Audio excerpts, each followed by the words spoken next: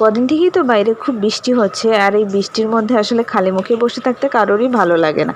তো এর মধ্যে আবার কর্তামশাইও বিকেলবেলা অফিস থেকে ভিজতে ভিজতে চলে এলো, বললো ঠান্ডায় আর ভালো লাগে না, কিছু গরম গরম মুচমুচে কিছু বানিয়ে দাও। তো আমি ভাবতে লাগলাম কি বানাবো, ঘরে তো এই সময় কিছু নেই। মাথায় চিন্তা করতে করতে তখন দেখলাম ঘরে শুধু আলু আছে।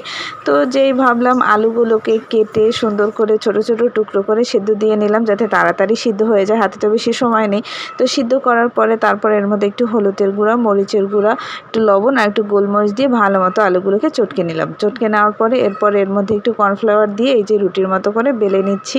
তারপরে চাকু দিয়ে স্টিকের মতো করে লম্বা লম্বা কেটে নিচ্ছি। কিন্তু আমি ভাবছিলাম এইভাবে দেওয়া যাবে, কিন্তু আমারটা কেন জানি হলো না। তাই আবার উঠিয়ে হাতের মধ্যে এরকম লম্বা লম্বা কুরকুরে শেপ করে তারপরে যে গরম তেলের মধ্যে দিয়ে দিলাম। এই তো লাল লাল করে ভেজে নিচ্ছি। ভেজে উঠিয়ে তারপরে দেব গরম গরম কর্তামশাইকে খেতে, দেখি খেয়ে কি বলে। তো আমি ভাবলাম কি না কি বলে, তারপর দেখি যে না, বলছে যে ভালোই হয়েছে, আর যদি একটু চা হয় তাহলে তো কথাই নেই। চায়ের সাথে এই ভাজাটা খেতে কিন্তু খুব মজা। বাইরে থেকে আর কুরকুরে না কিনে ঘরে এভাবে বানিয়ে খাওয়া অনেক মজা।